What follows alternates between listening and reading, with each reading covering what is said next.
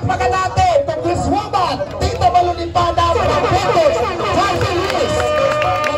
Magandang umaga po. Ako po si Malulipana po. Ako po yung founding chairman at ako din po yung first nominee po ng Vendors Party List.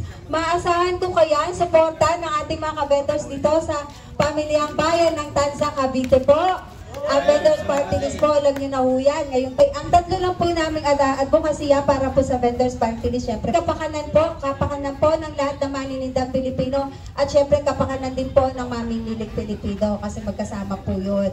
Pangalawa po, sa kapakanan po, pasok dyan siyempre kailangan maproteksyonan lahat ng maninindang Pilipino na katulad po ni Diwata, hindi kailangan dapat, di ba, siyempre, hindi dapat na agrabyado tayong maninindang Pilipino. Tama. Hindi po pwede yan. And syempre, ako po yung founding chairman nito, sinisiguro ko po sa inyo na kami po ay talaga naman tutupad sa aming magiging tungkulin kung paano namin makakapag-serbisyo po sa lahat po ng maninindang Pilipino at sa lahat po ng miyembro ng Vendors Party List po. Okay. Sa pangalawa po, syempre, yun nga, sa protection, kasama na po dyan. Usaping legal, magkakaroon po tayo ng usaping legal. And syempre po sa pangalawang K po, sorry po, kalusugan, napakahalaga po ng kalusugan kasi kung titingnan po natin, ang kalusugan po ng mga manininda, lalo na po, halimbawa, kasi sinasabi ko lagi, ang vendors po ay hindi po ito yung nakikita natin sa palengke lang.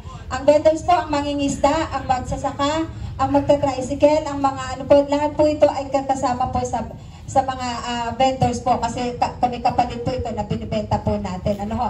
So kasama po yan sa mga vendors. Excuse me.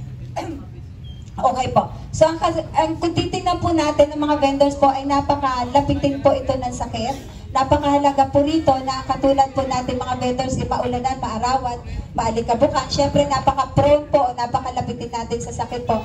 Ito po magkakaroon po tayo ng ID system po na kung saan po lahat po ng miyembro, lahat po ng miyembro ng Vendors Party List po, magkakaroon po ng ID at magkakaroon po tayo, maglalagang po tayo ng budget po sa isang pribadong ospital na kung saan po, hindi nyo na kailangan tumakbo-takbo pa kung saan-saan po para po, halimbawa, hindi pa kayo ng guarantee letter, yung ID nyo mismo po para hindi na po kayo maghanap ng deposit. Yung pong ID nyo mismo sa membro po ng mga membro ng Vendors Party List, yun lang po ipapakita nyo, tatanggapin na kayo sa accredited hospital na yon. Kasi napakahalaga po na hindi na kayo, alam nga na may emergency na, lagi pa kayong iikot-ikot pa kung saan kayo kukuha ng pag-deposit, kung saan kayo kukuha ng pambayan. So kami po, halimbawa kasi may budget naman po, o meron naman po ang gobyernong pondo para dyan, hindi lang nagagawan kasi wala pong representante, wala pong representative po ang mga vendors, na exclusive lang ito para sa mga vendors po. So katulad po niyan, may pondo naman po ang gobyerno, maglalagas na po, sample na po ng ilang milyon para dito, na ito po nakamonitor naman po kami kung ilan pa yung budget na nandun. Kaya dapat po may ID lang po kayo na nakalagay naman doon kung ilan pa yung balance nyo para sa ospital. Halimbawa, check-up, hospitalization, mga ganun po. So napakahalaga po na sa kalusugan. Aside po doon, maglalagay na tayo syempre ng mobile clinic po sa mga exclusive lang din po ito sa mga miyembro at para po sa mga members po at sa mga kapwa natin maninindang Pilipino ho. So pangatlo po, dito papasok yung ating kaunlaran.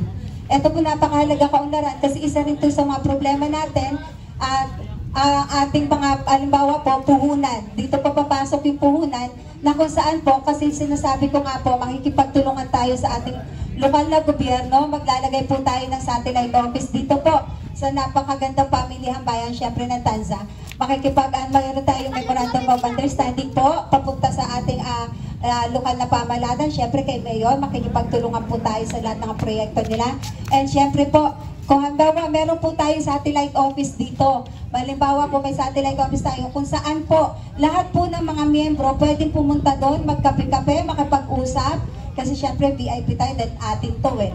So pwede kayo makipag-usap, kasi itong Vendors Party List, hindi naman to lahat, ito yung gusto namin gawin. Syempre kami po, Vendors Party List, kami ang magiging boses lang po ng mga manininda o ng miyembro ng Vendors Party List. Hindi naman lahat po ng pag-uusapan natin, makikipagdulugan po tayo sa lahat po ng problema, kung ano pong dapat pag-usapan na dapat natin isulong sa batas, kung ano pong nararapat po para po mapa-improve po natin ang kabuhayan po ng lahat ng maninindang Pilipino. Papasok po dito sa kaunlaran, syempre, ang pagbibigay ng puhunan po sa lahat po ng miyembro o maninindang Pilipino. Number one po, halimbawa, pero po ang puhunan po, hindi po ito, halimbawa po, maglalagay tayo ng kooperatiba na kung saan po kayo rin po magpapatakbo dito sa kooperatiba to. Kilala nyo po, mailalagay nyo dito board of directors po o yung magpapautang o magpapahiram po sa inyo. So napakahalaga po na pag halimbawa po, manghihiram po kayo ng puhunan, kailangan nyo lang po yung ID uli. Yung ID uli na ibibigay nyo doon sa kakilala nyo naman kung sino po ilalagay nyo sa kooperatibang yon. At yun po ay bibigyan din po kayo syempre ng puhunan. Pero ibabalik nyo rin po syempre para magamit din po ng iba. Pero wala pong tubo. Kasi nakikita ko po, napakahirap po. Pag hihiram kayo ng puhunan, syempre po, yung tubo, wala na kayong kikitain kasi binigay nyo na sa interest po. So dito, pag nagkaroon tayo ng kooperatiba na kung saan papakita nyo lang yung ID, pag wala naman po kayo o wala kayong mapapahiram po kayo syempre ng pampuhunan. Kapakanan na bawat manininda at mamimiling Pilipino. Pangalawa po, ang kalusugan, napakahalaga po nito kasi nakikita natin talaga, dapat exclusive, dapat may card tayo na hindi tayo mahihirapan maghahanap ng kung ano-anong deposito o whatever, no?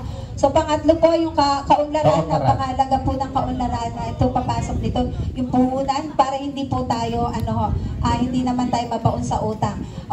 Kasi nakita natin niya kay Diwata, sinasabi nga ni Diwata, nung nag-uumpisa siya, 5,000 pesos lang po yung puhunan niya. Siyempre, nahihirapan din siya kasi minsan, naalala niyo po kung nakikita niyo sa Facebook, kinukuha yung mga paninda niya, tinatapon, so nasasayang yung paninda niya, naubusan siya ng paninda, gusto niya na nga rin sumuko. Kaya ang ni Diwata ay, huwag susuko. Correct, tama. Kasi talaga naman, tuloy-tuloy lang ang laban.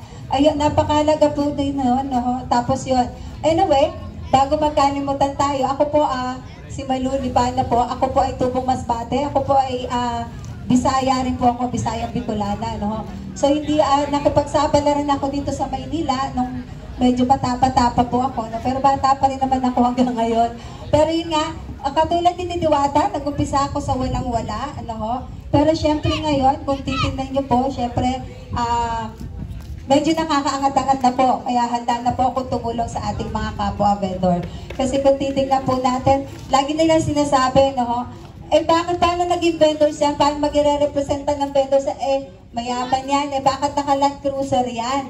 Bakit ganon? Sa tingin nyo po, syempre, kaya ako tutulong kasi kaya ko na yung sarili ko.